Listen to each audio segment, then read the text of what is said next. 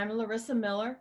I am CEO of Phoenix Global and president of the newly formed BPW Miami Club. With everyone coming to Florida for Congress next year, I welcome you all to join us in Miami. Today, I will be speaking to you about the refugee crisis, women, and creating an environment to support refugees. In my previous position, before I became CEO of Phoenix Global, I did the business development for the royal family in Abu Dhabi, UAE, for one of the sheikhs. And I also ran one of her large nonprofit foundations, which took me in and out of refugee camps around the Middle East and Africa. I've been to refugee camps in Mosul, Iraq, which were made up of Syrian and Iraqi refugees, large populations of Kurds. I was in refugee camps in Jordan, which are predominantly Syrian refugees, and Jordan is the country that houses the largest population of refugees. I've been to Yemen, which is still engaged in an ongoing war with the Houthis and facing very critical humanitarian need at this moment, even though it largely goes unreported in the mainstream news. And in camps and villages across rural Africa, where they have large populations of migrating refugees due to political strife, natural disaster, climate change, which that's becoming a very critical component in the refugee crisis. We think of the refugee crisis as only being a byproduct of global conflict. And in fact, one of the largest reasons for forced migration amongst people is climate change and drought and so forth, byproducts of climate change. So today I'd like to talk with you a little bit about creating safe environments to support refugees and the value that refugees can provide that often goes unrecognized. In this first slide, the title slide, you can see me. I was in an orphanage outside of Marrakesh, Morocco, with lots of little boys. And while Morocco is absorbing some of the refugees, predominantly in Morocco, it's the fact that the orphanages are running at over 100% capacity because, obviously abortion is illegal, and it's also a crime for a woman to have a child outside of wedlock. But due to very high poverty rates, many women are forced into prostitution, and thusly the orphanages are very full as a result. So while this isn't necessarily part of my refugee talk, this picture is very near and dear to me because the little boy sitting on my lap to the left, young Saad, I actually was so attached to him after spending so many days with him that I actually came back and looked into what it would take to be able to adopt him. And I found out that in Morocco, you cannot adopt a young child unless you are a male, Moroccan, and Muslim. So I did not fit the bill, and sadly I was unable to adopt young Saad. So the term refugee, which is defined, the dictionary definition, as a person who's forced to leave their country in order to escape war, persecution, or natural disaster. While it's the official term, it also needs to be updated to include climate change. You can see in these pictures, these are all pictures that I have taken in refugee camps. The young girls against the fence were Iraqi girls in a camp right outside of Mosul in Iraq. And the three smaller pictures, they were all young children at camps in Jordan. The little girl in the purple sweater clapping her hands is an urban refugee which whom I will speak about shortly. 44,000 people every day, which is one person every 2 seconds, are forced to flee their homes because of conflict or persecution. And that's just a statistic for conflict or persecution. That doesn't include all of the other mitigating reasons that refugees have to leave their homelands. When you add in natural disasters, and a lot of times migration due to natural disasters it's temporary migration, but for climate change, that's largely becoming a permanent migration. This young little boy was in a camp outside of Mosul, Iraq again. And you can see in the back, well, I have slides that will show you, but the homes / huts that they live in are just PVC structures covered with a plastic tarp that it seals it. But you can imagine in the heat of summer just how hot it is inside of those dwellings that the refugees live in. The shocking reality. The shocking reality is that we could all find ourselves as refugees. Those of us in the United States, when I lived in the UAE, I would always tell people that due to climate change, due to political strife, due to economic disaster, you know, something like an EMP, you know, and these are all extremes, but yet they all could result in the fact that we in very complex and developed countries could also find ourselves as refugees. It was released at COP20, the Paris Climate Change Summit, that within this generation, the GCC region, which is the UAE and Oman, they will find their region to be uninhabitable due to heat because of climate change. So by 2050, by 2060, unless we do something to mitigate climate change, they will be forced to migrate because of climate change, and they will thus be refugees.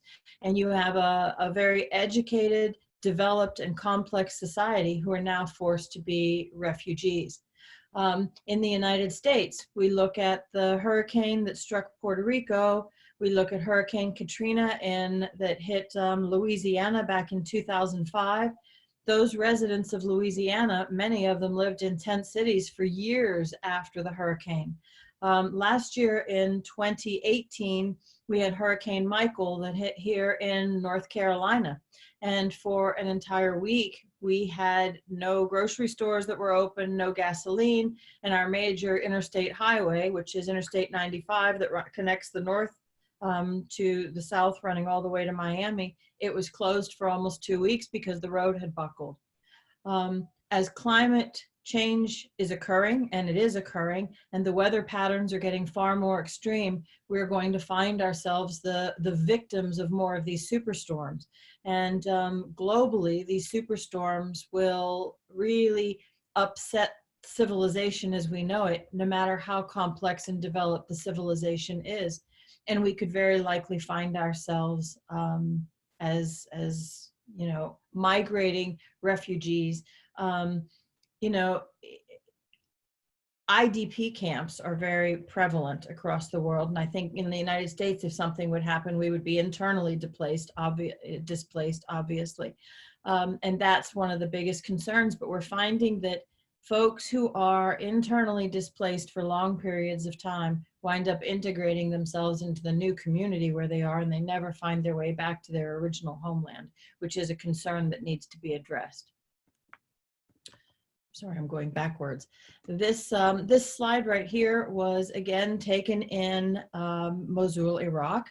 The young little girl that's standing to my right in the red dress taught me probably one of the most important lessons I've ever learned in my life.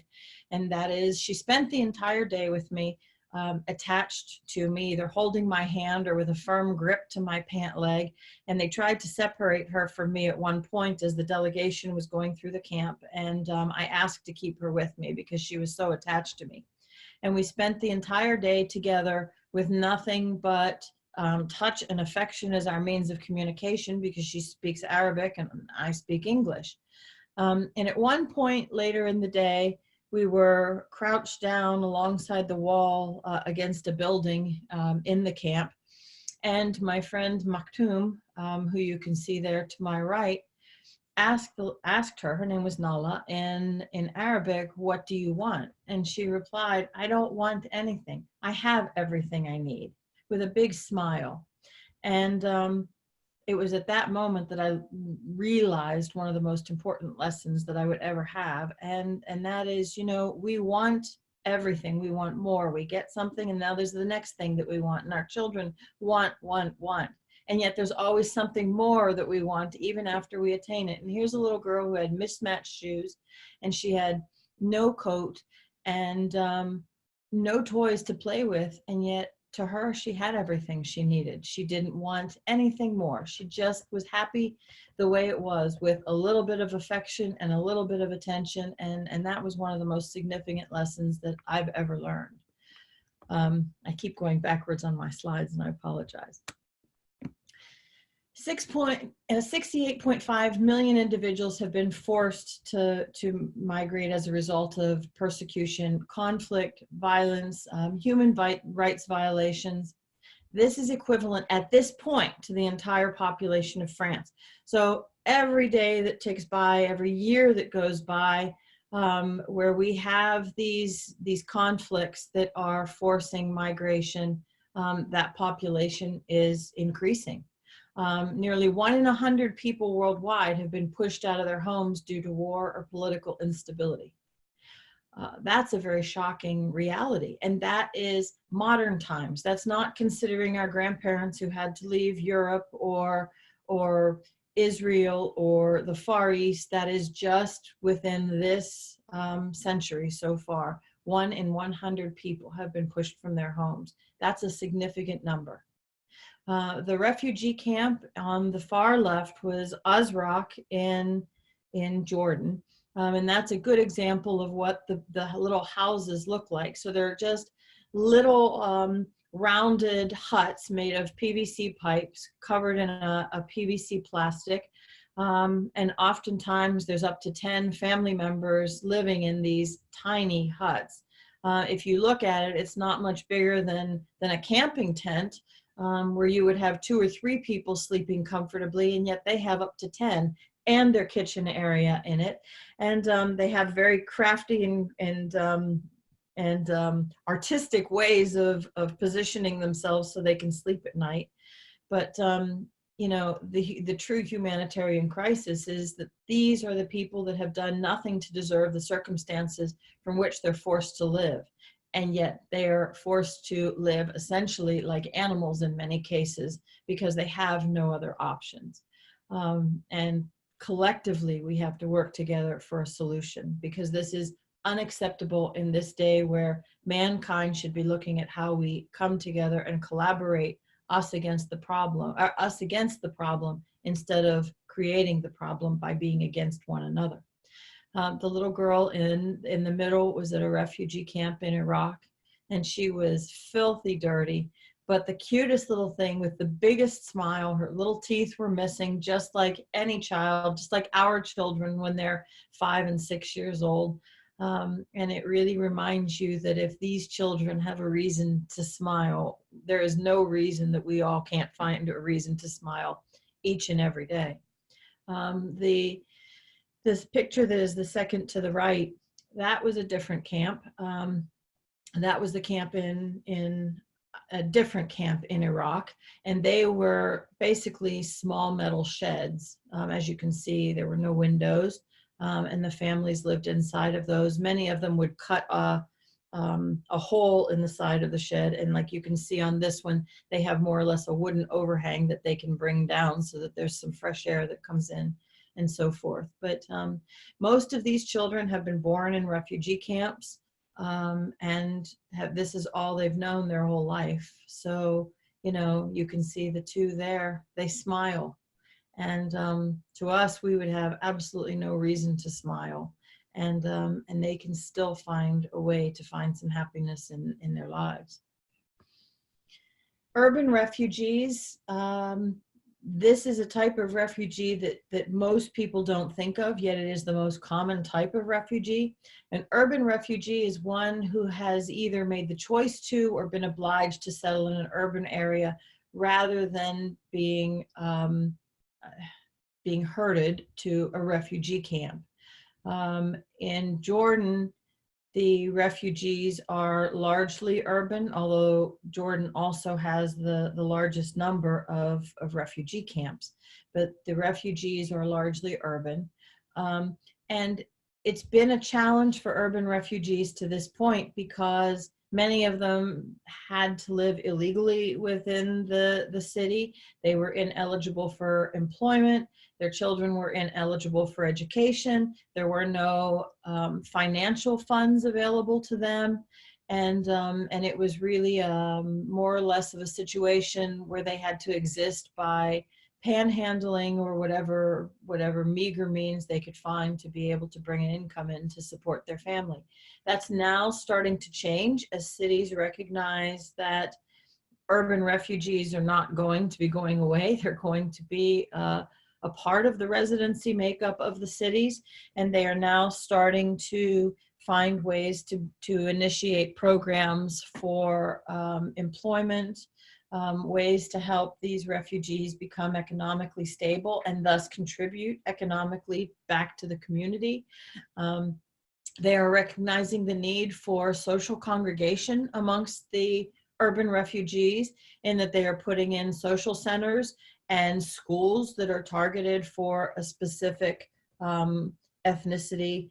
In Jordan, they had an urban refugee center for Iraqi refugees, and the children would go to a mainstream school predominantly for refugees, but then after school they would come to this urban refugee center for Iraqis, because they would have community amongst other children who were like them, who eat the same foods, who have the same culture, come from the same places, because, you know, children being children around the world, I think sometimes children can be the most honest, which sometimes translates into being the most cruel, is that when someone is different from you, sometimes they become, you know, fodder for ridicule and so forth. So by creating a center, a place where urban refugee children can congregate with other children of similar cultural backgrounds as they have a way of growing up with more self-confidence. They don't lose their national heritage and identity, and they find that they are much happier and much more likely to go on to be productive members of society when they are older. In this particular urban refugee center in Jordan, in Amman, we were greeted by two Iraqi boys. I have a video of it. It's absolutely beautiful. And the one pulled out a guitar and they started singing the Iraqi national anthem to us. And the entire way through the national anthem, they had tears rolling down their cheeks. It was very touching. And you realize that, you know, this pains refugees to have to leave their homelands as much as it does the cultures that are absorbing them. And oftentimes in this me-centric society of ours, we think so much about what they're doing to our communities, and are they depleting our resources, and is the crime level going up, and we don't actually start to think about what it's like for the refugees to have to move to a new community, who find themselves in many cases not very welcomed into a new community. And yet they have so much that they can offer. That region of the world from the dawn of man has been one of the most enlightened, most educated, brightest societies. Your scientists, your engineers, your explorers from the early days, this is where they hailed. And so you have in refugee camps, you have brain surgeons, and you have, you know, nuclear physicists, and you have engineers who are now forced to sell bottles of water and peddle oranges to feed their families.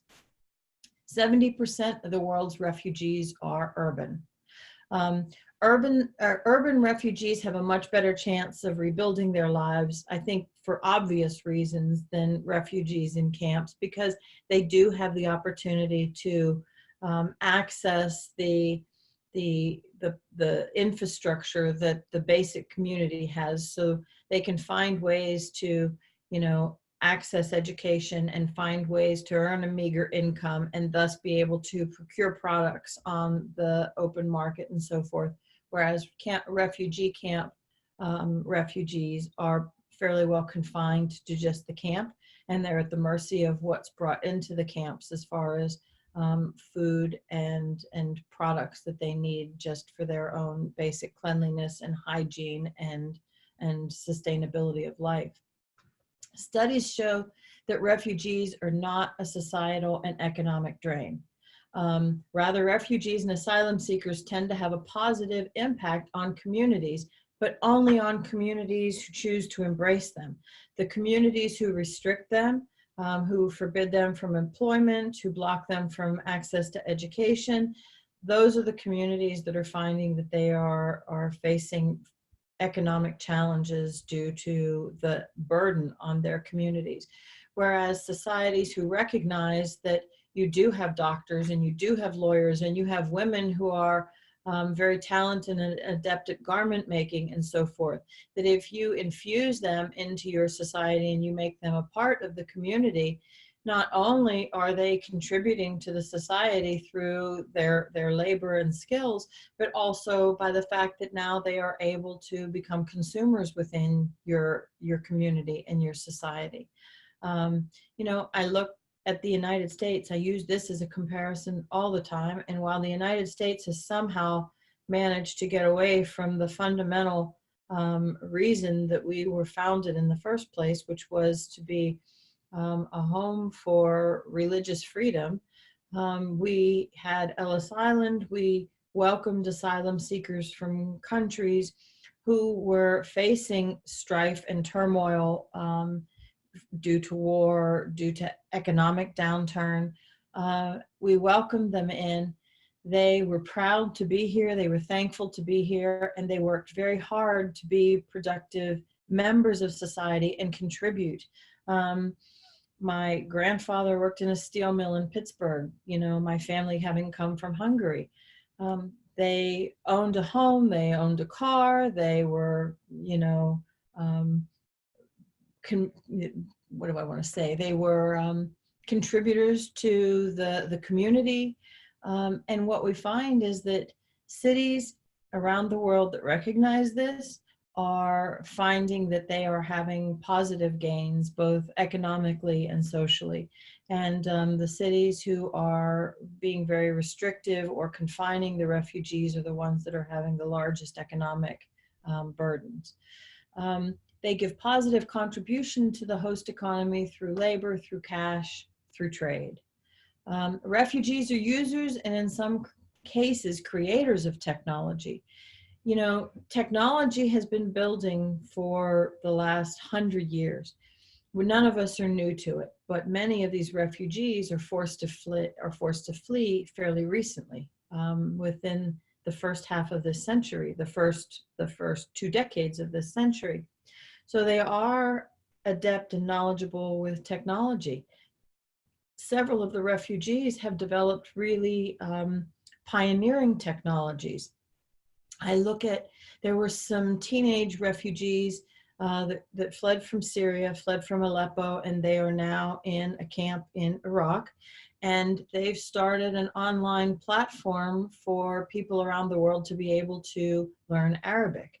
So you pay them a meager amount, and online they will help you learn Arabic. So we have this this ingenuity, this spirit of enterprise, this spirit of entrepreneurship that exists. And in many cases, you don't know that you have these abilities until you're forced to find a way to support yourself.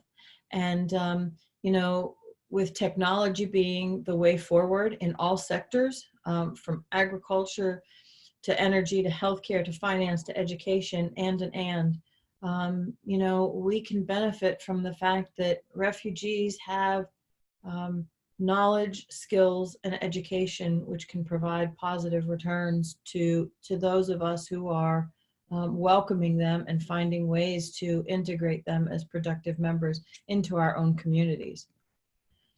Refugee camps are temporary settlements built to receive refugees and people in refugee-like settings. So the refugee camps accommodate displaced persons who have fled their home country, but they're also destinations for internally displaced persons as well, although we're finding that the percentage of refugees, largely whether they're internally displaced or migratory refugees, never have an opportunity to go back home, at least to this point. You can see in the picture the huts at a camp in outside of Mosul, Iraq. You know, they're just domed huts covered in plastic, and like I said, up to 10 people live in these huts. In the picture, you can see the young boys carrying home a baby crib and some baby supplies. On this particular trip, I was with the Emirates Red Crescent, and they had brought a very large supply of you know, handmade wooden cribs and baby supplies. So there are organizations out there, many organizations, many NGOs, who are helping refugees and recognizing that they do need our help. It's just we have to be very mindful of the help we give, and we have to be mindful that the help we give has to have some sort of a value add on the other side, and I'll talk more about that in a future slide.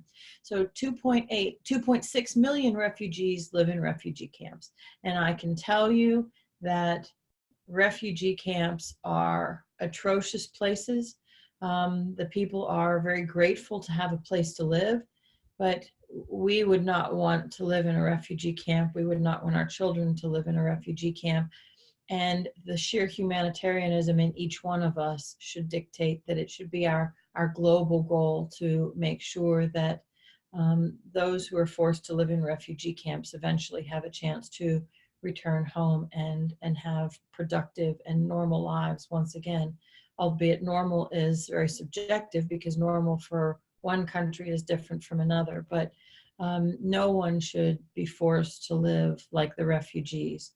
And we've all had a collective role in creating the refugee crisis. I speak as an American. And yet, when we have this now crisis of refugees, both urban and in camps, everyone seems to be saying it's not my problem. 55% come from Afghanistan, South Sudan, and Syria. More than half the refugees in camps are children, and many of them have been born in those refugee camps. They've never known life outside the camps.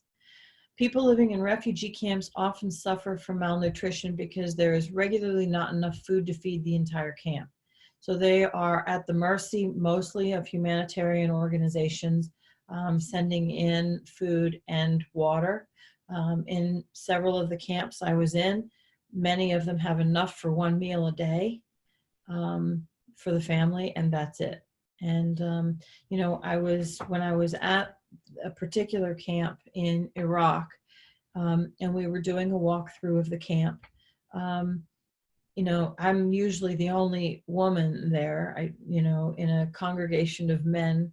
And so the women in the camps, you know, I look different, I talk different, and they all want to talk to me, and, you know, would beckon me into their tents and so forth. And I would go in and sit with them, and every single tent hut that I was in, they would offer me their food. And I recognize that food they're offering me is the only food their family will have to eat for the day. But that cake that they've cooked all morning, they would offer me to eat. And, you know, it reminds us that how many of us would do that? You know, if we only had enough food to feed our family for a day and someone came by our home, would we offer that food to that visitor? And yet every single hut that I was in, the first thing the women did was offer me their food. On average, refugees remain in camp for 12 years.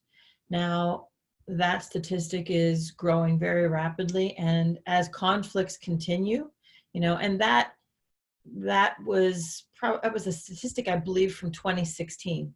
And with that in mind, we were anticipating that conflicts would end, and therefore the internally displaced refugees would be able to make their way back home, and conflicts are not ending. And in fact, more and more refugees are being forced to flee. So that statistic will be shattered. And in many cases, I would say a realistic fact change in that sentence will be that by 2030, most of those refugees will never ever go back home. They will be refugees. 80,000 is the number of refugees living in the Zaatari refugee camp in Jordan. And it is the second largest city in Jordan after Amman. You know, and it's a very rough place, but you know, when that is your home and that's what you have to live with, you find a way to make it home. You know, you'll find small decorations on the walls inside that have been carried from their proper homes when they were forced to flee. You know, you will find children playing in the stone alleyways like you can see them walking on, and you know, they find ways with rocks to come up with interesting and innovative games to play, and sticks and tag and all the things that our children do, but with much less creativity. You know, these children do, and then survive, and once again they smile. The largest refugee camp in the world is in Dadaab, Kenya, which has 329,000 people and growing, because not only is political strife and conflict a cause for migrants in Africa, but so is climate change due to the weather extremes. Either you have flooding, massive flooding, which forces migration, or you have drought. And when you have drought, and you know, which essentially ruins, you know, the agricultural industry, which is the livelihood for the majority of Africans, you know, they become refugees and forced to migrate to be able to support their families. This is a picture that was taken at a refugee camp in Jordan. The picture on this is the picture of the Zaatari camp, which is the largest camp in Jordan and the second largest refugee camp in the world. And the picture speaks for itself. There is no sugarcoating it. It's a very hungry place. It's a very dry place. It's a very hot place, and it's a very hopeless place. One of the key components that you need to be able to give refugees in order for them to be able to see an opportunity to return to their homeland, or see an opportunity to be able to be productive contributors to society, is hope. And when hope is lost, and this becomes your day and your night for the rest of your life, that's a very desperate and desolate place to be. In Jordan, there are 89 refugees per 1,000 inhabitants. And in Jordan and Lebanon, but Jordan predominantly has absorbed the most of the burden of the refugee crisis, both from Syria and from Iraq. 751,275 refugees live in Jordan, both in camps and urban. 47% of the refugees in Jordan are children, and the vast majority of those children, almost 85% of those children, have been born in refugee camps. 83.2 live in the urban areas, with the majority of them being in Amman. And when you drive through the streets of Amman, you can see tent cities, which are set up along the sidewalks and so forth in many places, because they don't have, you know, a home within the city. So refugees in Jordan, the vast majority are Syrian, for obvious reasons, the geographical proximity and so forth. Iraq is the next largest largest group. And those are the two groups which I encountered the most in the refugee camps and in Amman. And then Yemen and Sudan has a very small contribution to Jordan's refugee crisis.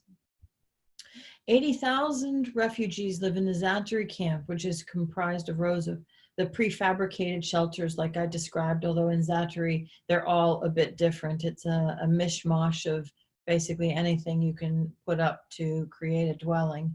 And Zaatari is Jordan's fourth largest city, although with the most recent statistics that have come out, like I said, that has risen, and it is becoming, very rapidly the second largest city. In 2016, Jordan granted more than 100,000 work permits to Syrian refugees to allow them to earn income from their families. And prior to that, they had been prohibited from working. And the Jordanian government, in their compassion and their wisdom, recognized that if you allow Syrians to work, not only are you contributing to the economic sustainability of the community, whereas they're no longer essentially draining, and I hate that term, but they're not considered a drain to the economy. They're considered contributors to the economy because they become both producers and consumers.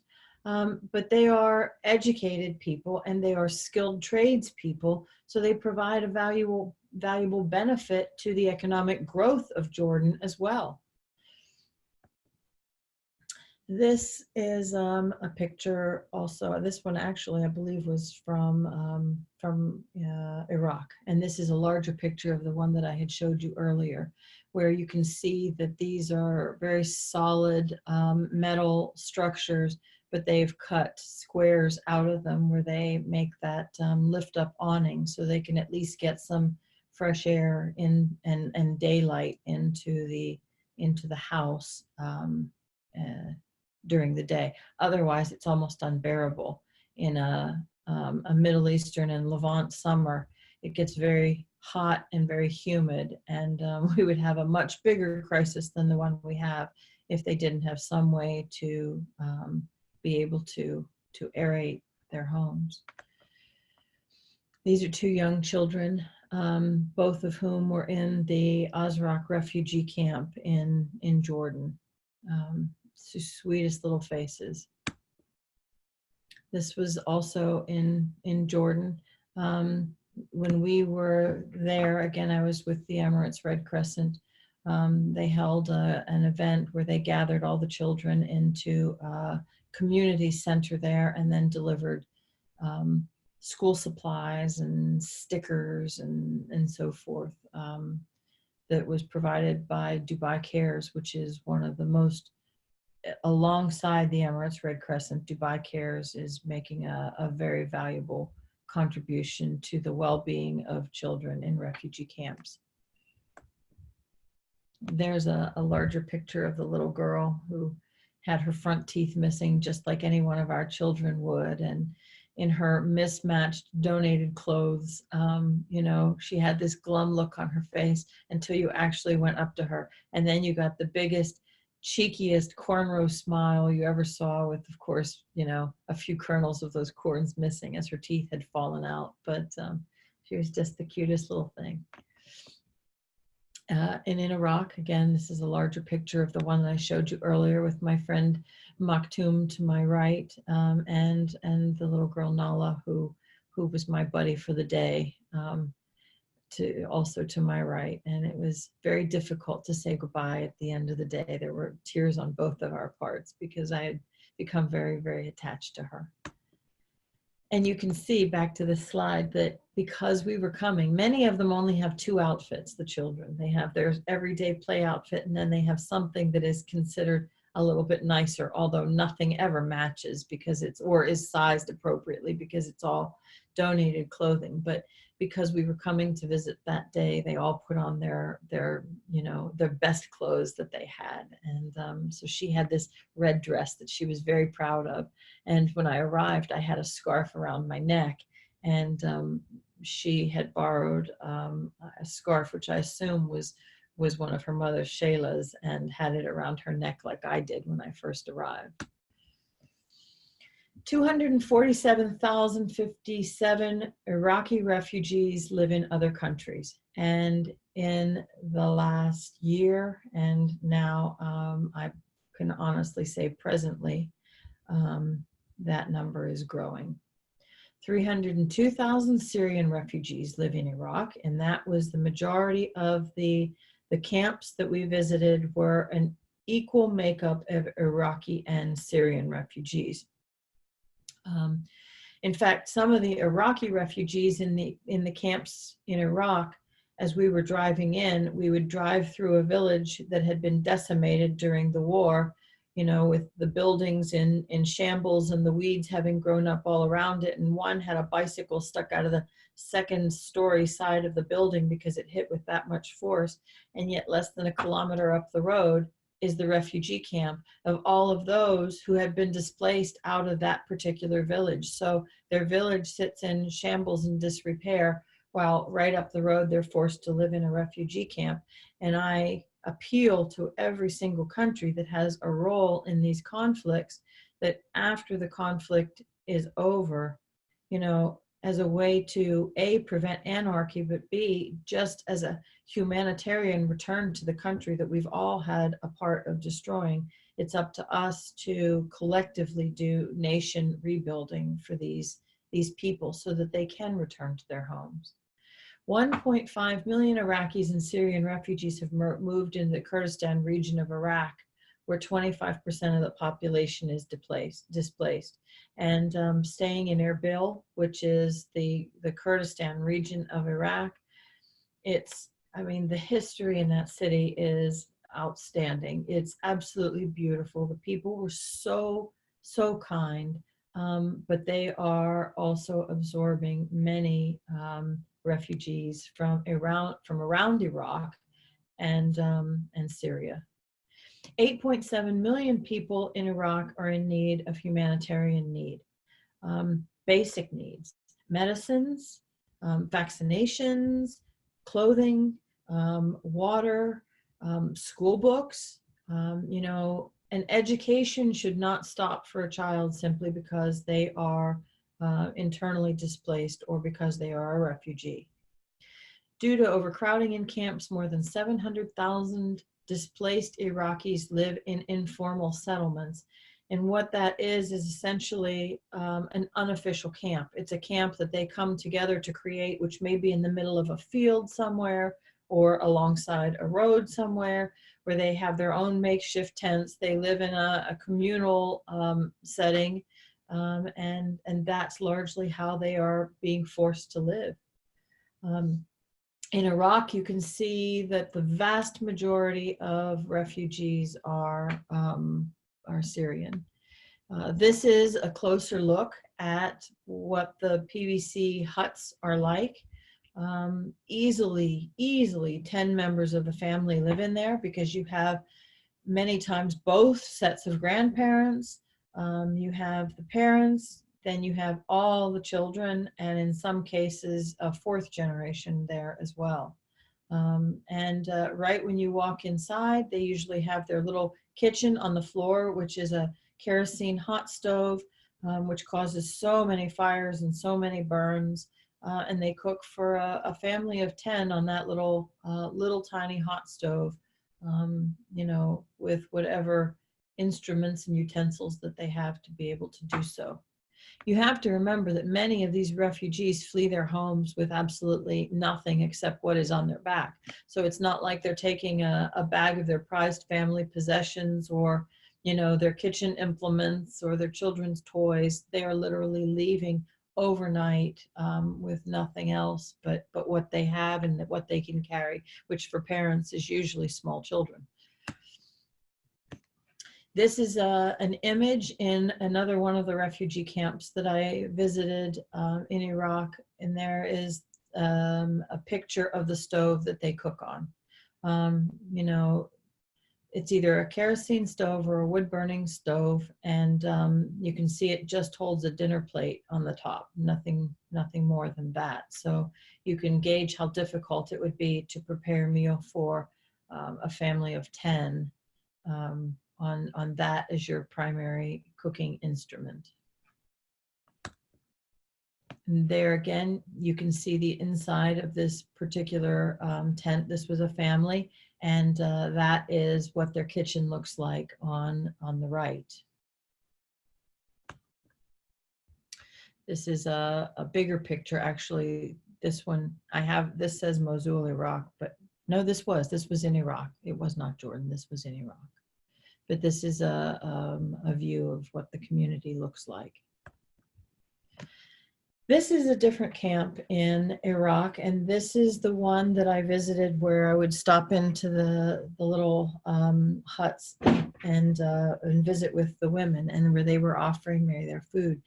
This is a much more developed refugee camp. It's been there since the very turn of this century, at the start of the Iraq War. So it's had an ability to grow. And the families, again, I use 10 as a number because almost every family that I visited, it was either 9 or 11 or 12. So 10 just seems to be a good number to use as a reference. But they had concrete dwellings, and they would have one on the right side. You can see the toilet in the floor, which is unusual because the other refugee camps, they don't have anything resembling a bathroom. So they had the toilet on the right side, and then they had a shower, but only with enough water for maybe one shower a week, and everybody had to take advantage of that. And then if you could look onto the right side, which you can't see, if you would do a 90-degree turn to the left. I'm right left challenged, so I apologize. So a lot of times I'll say right when I really mean my other right. But if you could look to the left, you would see that there's a door that goes into a communal room, which is their living room, their kitchen, and their sleeping. Everything is done in that one space. This is a kitchen area. Some of the huts that have been there longer actually have a separate area built for a kitchen. And I say this is one of the most advanced camps that I've been in. So you can see what would be their kitchen area. And then that large silver kettle is what their meal is actually cooked in, which it's what their cake is actually cooked in, because I think that's what they pretty much use it for. And when I say cake, I don't mean, cake in the traditional version that we think of it. It's just more or less like a corn or a grain cake or bread that they grow in there. And that's what they would offer me every time I would visit. They would take that out of the oven and would offer it to me. And, of course, I did not want to eat the only food that they had for their family for the day. This is the picture on the left. This was a little girl who was I went into her family's tent and sat down, and she had the sourest look on her face. And all it took was, paying some attention to her and showing her some affection. And she became one of my smilingest, happiest little buddies in that camp. And it's one of my fond memories. The little girl on the right, you can see her ankle is very badly burned. The kerosene stove that her mother was cooking on had upset, and she received those burns on her ankle. And that is absolutely not uncommon. Almost every family has someone who has had very serious burns. In fact, when we were visiting the refugee camp in Mosul, Iraq, and I was there with the Secretary General of the Emirates Red Crescent, a woman with very, very serious burns all over her whole body. I mean, her face was covered, her hands were bandaged, very, very serious third-degree burns because the kerosene stove had upset in her tent, and she had thrown her body on the fire to stop the fire because all her children were in the tent with her. And they had taken her children and placed each one of her children in a different refugee camp, and then had taken her to a camp for medical treatment. And she was so badly burned. It was a very new burn, and she was there pleading with the Secretary General to please find her children and bring them back to her. And they were all scattered amongst different camps. And by that evening, he had made sure that every one of her children were retrieved and had been reunited with her in that one camp, which was, you know, such a kind and heartfelt gesture, and proof that, you know, we don't have to be the same. We don't have to be the same socioeconomic standing. We don't have to live the same way or eat the same foods. Just show a little kindness to one another. These were pictures in Iraq. That's little Nala, the girl who didn't leave my side all day. And she's one of my fondest memories because, like I said, she's the one that reminded me that we have everything we need to be happy. We don't need more. So on this table, you can see Iraqi refugees by type. And you know, you have the refugees, and those are likely the ones that will never return home. And you have the internally displaced persons.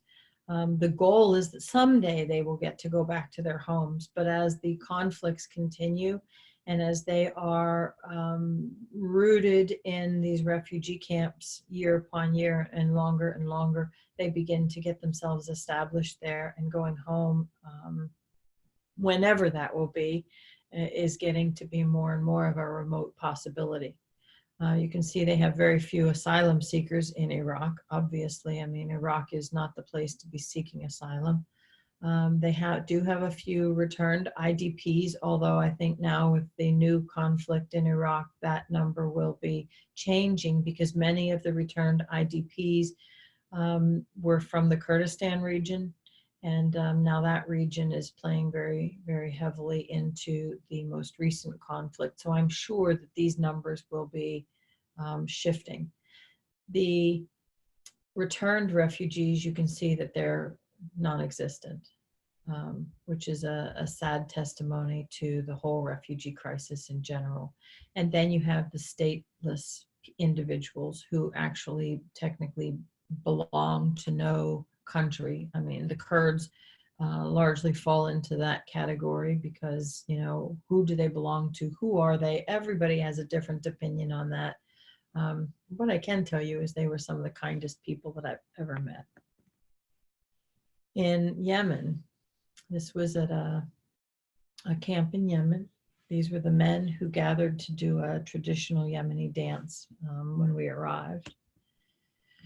3 million Yemenis have been forced to flee. Now, you know, you think compared to the numbers that I was reciting before, you know, when you keep in mind the size of Yemen and how small Yemen is, 3 million is a very significant number. 22 million are internally displaced persons. 89% of these IDPs have been displaced for over a year. And again, this is a 2016 statistic. So this is now creeping up close to year 5 now. 22 million. And as the war continues, you know, this will continue to accelerate. You know, if it was the end of the war and we could now start a slow return of the IDPs to their original homes, it would be a different story. But so long as the conflict continues and the humanitarian crisis, which is a byproduct of that war, continues, these numbers will only accelerate. 22 million Yemenis require humanitarian aid. If you just Google the conflict in Yemen, if you haven't been following it, the news of what these people are enduring is absolutely tragic. 1.1 million of them have cholera. When you remember back, and I remember as a child when I would watch television here in the United States, and you would see the humanitarian organizations running ads on television for you to be able to contribute to the famine in Africa, which became the picture we all had in our heads as children of Africa, you know, Ethiopia and so forth. You had these images in your head that this was Africa. And when you see what the Yemeni children look like, who are malnourished, who have no clean drinking water, who are starving. I mean, malnourished isn't even an appropriate term, because it's absolute abject starvation that they are facing. And as you can see in my fourth statistic down, 15 million people, 53% of the population are on the brink of starvation. 279,264 refugees and asylum seekers are in Yemen, and they are mostly coming from Africa. So, when we look at how sustainably minded we have become in this world, and how we prioritize the sustainable development goals, and how investors are looking at investments in the future of energy, in the future of agriculture, and hydroponics and vertical farming are becoming a relatively common story that we see on our Instagram feeds through the World Economic Forum and the World Bank, and they're all showing the way forward for the mitigation of the food security crisis that we will all face globally as we have urban sprawled ourselves out of food security. But when you look at the fact that we have the ability to build rooftop gardens and vertical farming, to me, we have a collective humanitarian responsibility to be providing that technology and that ability with nations such as Yemen, who are starving, but would have the ability to be able to feed themselves with a community garden or a rooftop farm, or the integration of vertical farming, or one investment in a large greenhouse that could feed multiple communities. So, and me as, CEO of a company, but has this humanitarian aspect in my mind, I'm always urging corporations to make corporate social responsibility a key mandate of your business model, and not just for the community from whom you live and you work, which is very important, but also to have an additional program that allows you to make some sort of a contribution to the rest of the world. Because if we don't come together collectively to save this world, we are very rapidly reaching a point where we will not be able to recover from the damages being done. This is in Yemen. The picture on the left is actually a funny picture to me. It has a very good memory attached to it. So I was sitting in the schoolyard, and because again, I was the only woman there, all the children had flocked to me, and none of them could speak any English, and I can't speak Arabic, and especially even the dialects that they speak in Yemen. So we had no common communication, but we all sat in this big circle. They were all gathered around me in the schoolyard, and we had this impromptu English lesson. So I would point to all things red and teach them red, and they would all say red, or something blue, and they would all say blue. And then they all learned, I love you. And so everyone was saying, I love you, I love you, I love you. And it was just a matter of using hand gestures to express what it means and so forth. But it was one of the most beautiful memories I have. And then I had my cell phone out. And the little girl with the blue hijab or the purple hijab in the picture, she was sitting next to me. So I picked up my phone and I took a selfie of us. And, wow, this image stays on your cell phone screen. And the little boy that was sitting to my left looked at it, and he looked at us, and he looked back at the phone, and he wondered, what was this magical device that I had in my hand that could capture their image? Because he'd never seen a camera, let alone a smartphone. So I pulled him in, and she was there with me, and I lifted up my phone to take a selfie of us. And as he could see his image on the screen, he got very close, and he'd back up and he'd get very close, trying to figure out this magical device that he could see himself in. And I snapped the selfie right as he was looking into the camera to try and figure out what this device was. And in my head, I left there and I was on the plane back from Yemen, and I was thinking, that one experience where he saw a camera for the first time could lead to some earth-shattering technology, some technology that could change the lives for the rest of us, all because of that one moment where he was introduced to technology and the potentials associated with technology, but we have a collective responsibility to help them be able to achieve the education that will give them the opportunity to be able to realize what is, you know, trapped in their minds, and the abilities that they have every right to be able to explore. This again were the children in that camp in Yemen. You know, as I started taking one picture, they all wanted their pictures. So I have quite a few selfies that remain very near and dear to me. This is a picture of Kenya, and the colors are beautiful, so vibrant, so bright, and the picture is beautiful and tragic at the same time, because that is the face of the refugee crisis in Africa. Kenya is a critical hub for refugees coming from the Horn of Africa and South Sudan. Again, it's political strife and climate change that are the primary factors impacting the forced migration in Africa. 22.4 million people need humanitarian aid. So they need food, they need water. But this is where I disagree with many of the NGOs and humanitarian organizations who provide them with food, water, and clothing, is that unless we give them the tools to be able to essentially carry themselves forward and care for themselves, we aren't doing them any favors. If we give them food to eat, they have food to eat for a very terminal amount of time. If we give them the ability to grow their own food, if we provide them with seeds, if we provide them with the knowledge and know-how, if we give them, you know, find organizations that will provide goats or chickens, and allow them to be able to, you know, take care of themselves and manage their own food security, we would be doing them a much bigger favor. And I think the need for humanitarian aid would be greatly reduced. When I was in the refugee camp in Iraq, one of the buildings that I visited had about 50 sewing machines and maybe 12 women sitting behind them, and they were doing nothing. They weren't sewing or anything.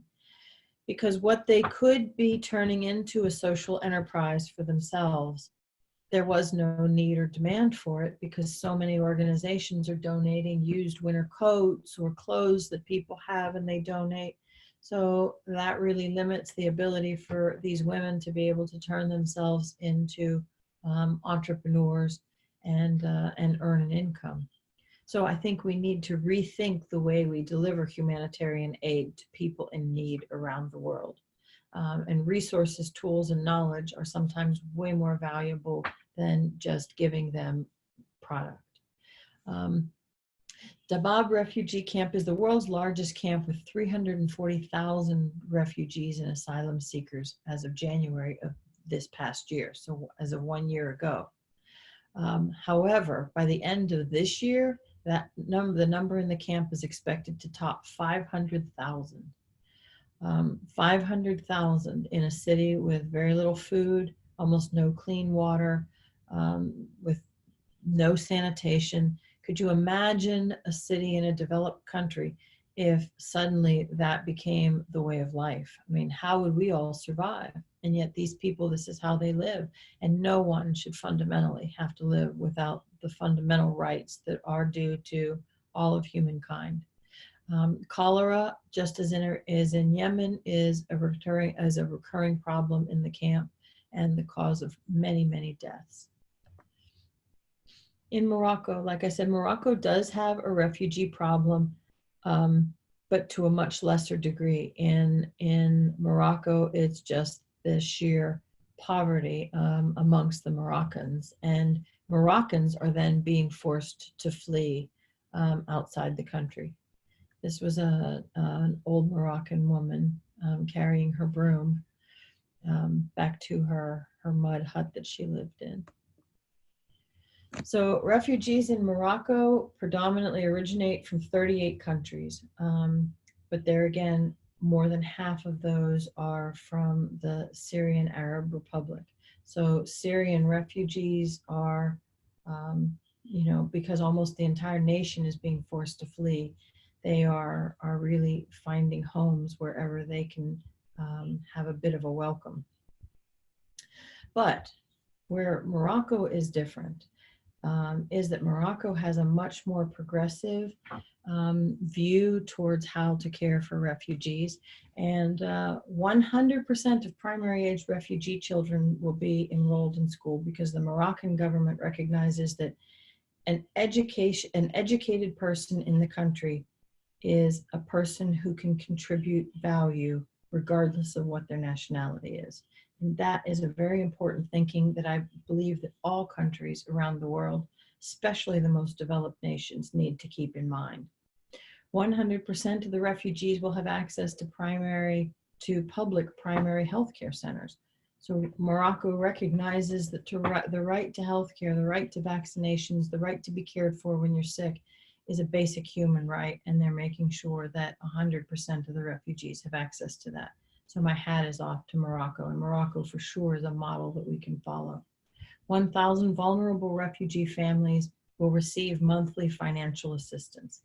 And they do this on a terminal basis, so it's not, for the rest of your life you'll receive this assistance, but they believe that if you receive public assistance for several months, you will then be able to create a life for yourself that will allow you to be able to earn a living on your own and contribute to society.